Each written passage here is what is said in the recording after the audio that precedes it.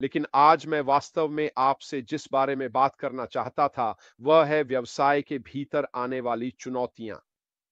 मेरा मतलब है, ज़ाहिर है कि मैंने अभी-अभी बताया कि व्यक्तिगत चुनौतियाँ हम सभी के लिए अपने-अपने तरीके से बहुत व्यक्तिगत होती हैं और हम उन्हें कैसे अपनाते हैं, इससे उन चुनौतियों के परिणाम पर बहुत फ़र्क पड़ता है।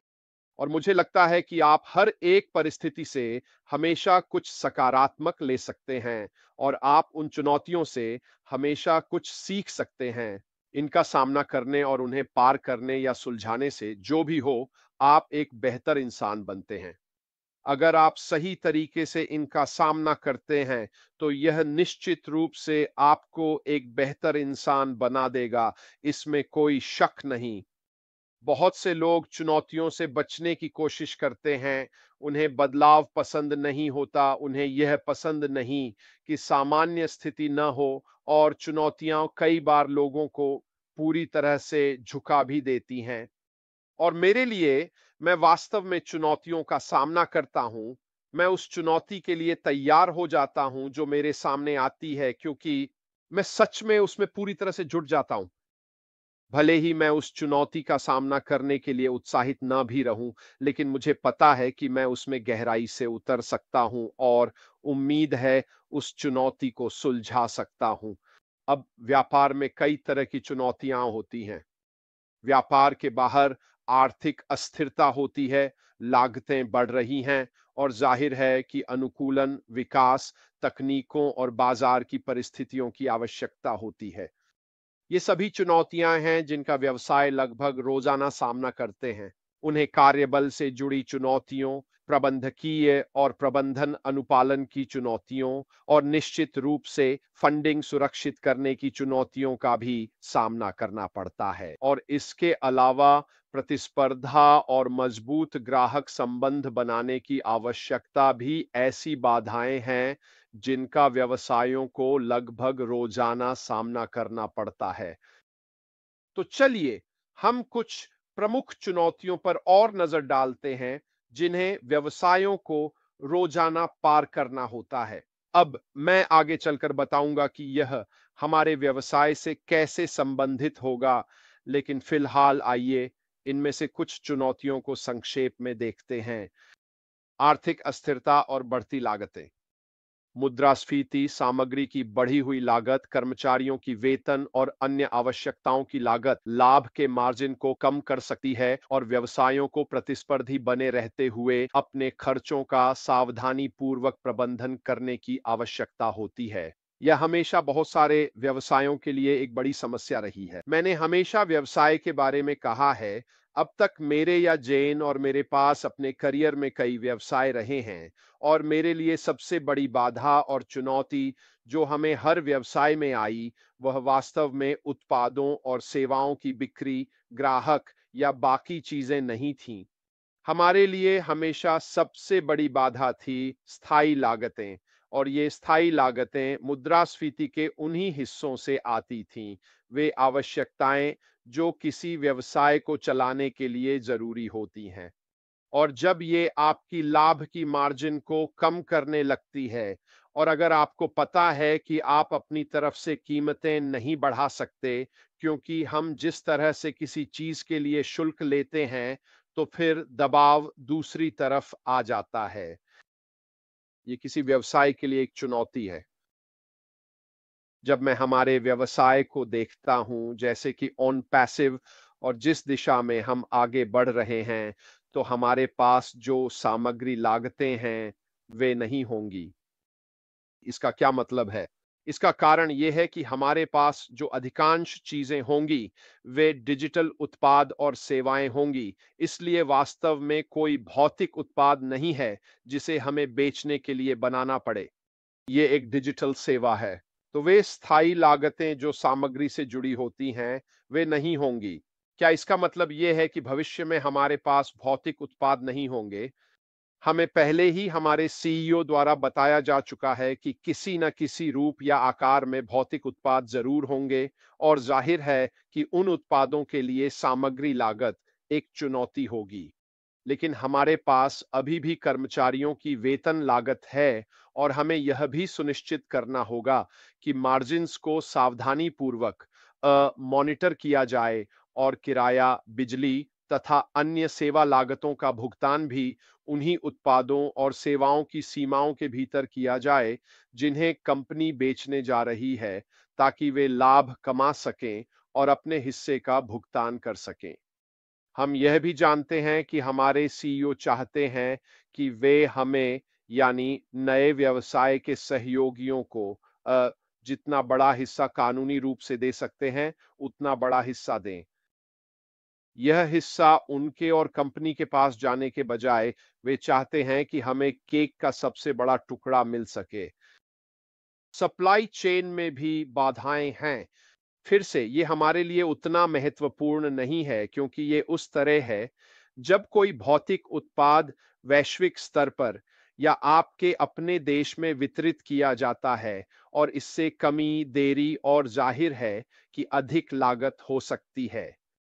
और व्यवसायों को अपने परिचालन खर्चों को कम करने के तरीके खोजने की जरूरत है, जैसे कि अनुबंधों को फिर से बनाना, आउटसोर्सिंग के विकल्प तलाशना और दक्षता में सुधार करना, ताकि वे इन चुनौतियों का सामना कर सकें।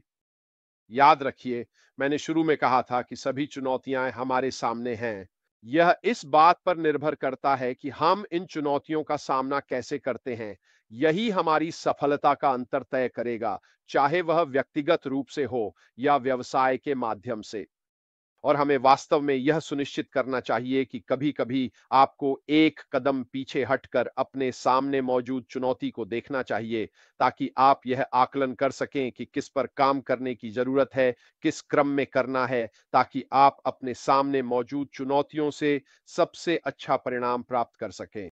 मैं निश्चित रूप से जानता हूं कि हमारे सीईओ ने अपनी चुनौतियों का सामना किया है और यही एक कारण है कि हम आज जहां हैं वहां हैं, क्योंकि उन्होंने स्वीकार किया है कि उन्हें अपने सामने मौजूद चीजों, अपनी और अपने व्यवसाय की चुनौतियों का समाधान करना है।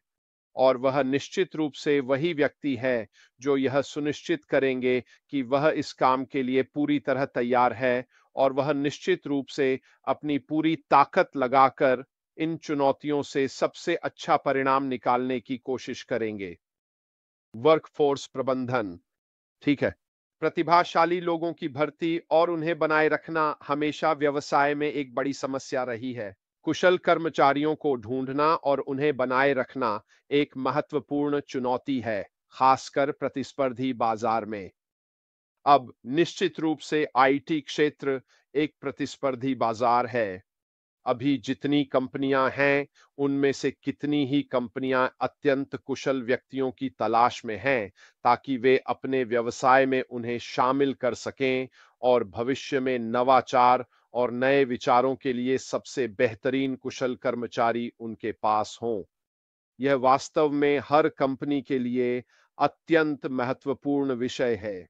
अगर आपके पास सही जगहों पर सही कुशल कर्मचारी नहीं हैं, जो उत्पादों और सेवाओं पर वही काम कर रहे हों जो उन्हें करना चाहिए, तो आप वांछित परिणाम नहीं प्राप्त कर पाएंगे। क्या आप समझ रहे हैं मैं किस ओर इशारा कर रहा हूं? हमें पहले ही बताया गया था कि ऑन पैसिव में हमारे पास सही जगह पर सही लोग नहीं थे, और यही एक कारण है कि उत्पादों में बार-बार देरी होती रही। ठीक है, और हमें वे उस समय सीमा में नहीं मिले जिसकी हमें उम्मीद थी, और निश्चित रूप से हमें उनमें से कई उत्पाद उस गुणवत्ता में भी नहीं मिले जिसकी हमने अपेक्षा की थी। क्यों? क्योंकि हमारे पास, जैसा कि हमें बाद में पता चला, सही जगहों पर सही कौशल वाले कर्मचारी नहीं थे, ठीक है, जो सामने आने वाली चुनौतियों के लिए तैयार हों। मैं ये बात क्यों उठा रहा हूं? क्योंकि मुझे पूरी तरह विश्वास है कि अब हमारे पास सही लोग सही जगह पर हैं, जो अगले चरण के लिए सही काम कर रहे हैं। हमारे सीईओ इस बात को लेकर बहुत उत्साहित हैं कि हमारे साथ कौन-कौन जुड़ा है। क्या हमें उन लोगों के नाम जानने को मिलेंगे जो अब हमारी टीम में हैं? नहीं, मुझे नहीं लगता कि हम ऐसा करेंगे। मुझे लगता है कि असल में यह जानना कोई मायने नहीं रखता कि वे कौन हैं। इससे कोई फ़र्क नहीं पड़ता। हमें बस इतना जानना ज़रूरी है कि वे हमारे सीईओ की अपेक्षाओं के अनुसार परिणाम देने में सक्षम हैं और इसका मतलब है कि हमें उन उत्पादों और सेवाओं का सर्वोत्तम रूप मिलने वाला है, जो हमारे पास आ रही हैं। साथ ही कर्मचारी जुड़ाव बनाए रखना और उन्हें प्रेरित करना उत्पादकता और कर्मचारियों को बनाए रखने के लिए बेहद जरूरी है। मुझे लगता है कि हमारे सीईओ ने इसमें बहुत अच्छा काम किया है वैसे ऑन पैसिव में। अगर आपको याद हो तो उन्होंने सच में कर्मचारियों को प्रोत्साहित किया था। याद कीजिए वे गिव अवे आईफोन, कारें, मोटर बाइक, बोनस जो उन्होंने दिए थे। ये सारी चीजें निश्चित रूप से कर्मचारियों के लिए प्रोत्साहन थीं कि वे उनके और कंपनी के लिए अपना सर्वश्रेष्ठ दें। मुझे नहीं लगता कि यह हमारे सीईओ के लिए कोई नई चुनौती है, क्योंकि मुझे लगता है कि वह इस चुनौती से पूरी तरह निपट चुके हैं। मुझे लगता है कि वह इस बारे में सब कुछ जानता है और निश्चित रूप से वर्क लाइफ बैलेंस के बारे में भी वह पूरी तरह से जानते थे। अगर आपको याद हो तो महामारी के दौरान और उसके बाद वर्क लाइफ बैलेंस निश्चित रूप से था। बहुत से लोग घर से काम करते थे या जब चाहें तब ऑफिस आते थे, बजाय इसके कि उन्हें किसी निश्चित समय पर आना जाना पड़े। व्यापार के लिए चुनौतियों में तकनीक और डिजिटल परिवर्तन भी शामिल हैं। आजकल लगभग हर व्यवसाय के लिए तकनीक के साथ बने रहना निश्चित रूप से एक बड़ी चुनौती है। टेक्नोलॉजी की दौड़ निश्चित रूप से जारी है और आज आप इसके साथ कैसे कदम मिलाते हैं, वही भविष्य में आपके लिए फायदेमंद साबित होगा। जो लोग इसके साथ नहीं चल पाते, जो इस चुनौती के लिए तैयार नहीं हैं, अब मैं व्यक्तिगत रूप से मानता हूं कि इस अगले चरण में स्केलिंग पहले से ही मौजूद है। क्यों? क्योंकि हमारे सीईओ ने हमें बताया था कि वह हमें इसके बारे में बताएंगे जब 8, 9 और 10 पहले ही हो चुका होगा। यह व्यवसाय को उस स्तर तक बढ़ाना है जिसे ग्राहक देख रहा है।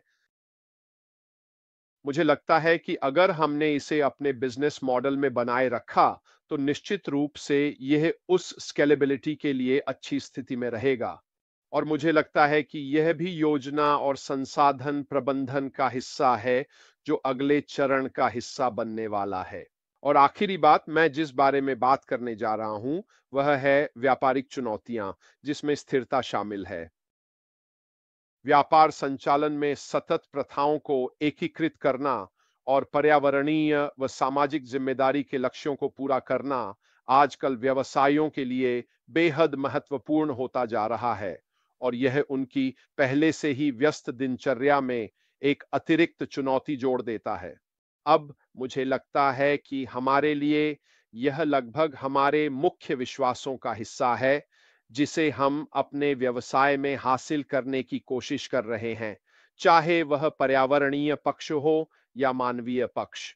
यह तो पहले से ही हमारे मुख्य व्यवसाय का हिस्सा है, इसलिए मुझे नहीं लगता कि हमें पर्यावरण से जुड़ी चुनौतियों के बारे में बहुत अधिक खड़ा होना पड़ेगा या बहुत ज्यादा सोचना पड़ेगा, जो हमारे सामने आती हैं। मुझे लगता है अगर कोई चुनौती है भी, तो वह हमारे लिए ये होगी कि हम जो हासिल करने की कोशिश कर रहे हैं, उसका संदेश दूसरों तक कैसे पहुंचाए, न कि व्यवसाय के लिए जो वे उस क्षेत्र में करना चाहते हैं। लेकिन जैसा कि मैंने कहा, व्यवसाय में और व्यक्तिगत जीवन में भी हमारे सामने रोज नई चुनौतियां आती हैं और व्यवसाय के लिहाज से तो मैंने जितना बताया है उससे कहीं अधिक चुनौतियां हैं और हमारे लिए व्यक्तिगत रूप से भी। इन चुनौतियों के प्रति हमारा दृष्टिकोण वास्तव में बहुत फर्क डालता है और अगर आप सही सोच के साथ हमारे सीईओ की तरह करो या मरो के जज्बे के साथ और सामने आई चुनौतियों में सफल होने की इच्छा के साथ आगे बढ़ें, तो आप पाएंगे कि न केवल ये चुनौतियां जल्दी हल हो जाती हैं, बल्कि आगे चलकर ये कम भी होती जाती हैं, क्योंकि आप खुद को ऐसी स्थिति में रख रहे हैं जहां आप अपने सामने आने वाली किसी भी चुनौती से पीछे नहीं हटेंगे। आप उनका डटकर सामना करेंगे और अगर आप ऐसा करते हैं, तो जब वे चुनौतियां सामने आएंगी, आप उन्हें उसी समय सुलझा सकते हैं। अगर आप ऐसा नहीं करते, तो सोचिए उनके साथ क्या होता है, वे जमा होती जाती हैं। आपके सामने और भी ज़्यादा चुनौतियाँ आती जाती हैं और आप खुद को एक ऐसे दलदल में फँसा लेते हैं, जहाँ आपके सामने आने वाली चुनौती और भी बड़ी और बड़ी और बड़ी होती जाती है। बजाय इसके कि आप उनका सामना समय पर करें, आप उन्हें इकट्ठा होने देते हैं, जिससे वे इतनी बड़ी हो जाती हैं कि उनसे आगे निकलना बहुत मुश्किल हो जाता है। खैर दोस्तों, मुझे उम्मीद है कि आज का विषय आपके लिए दिलचस्प रहा होगा।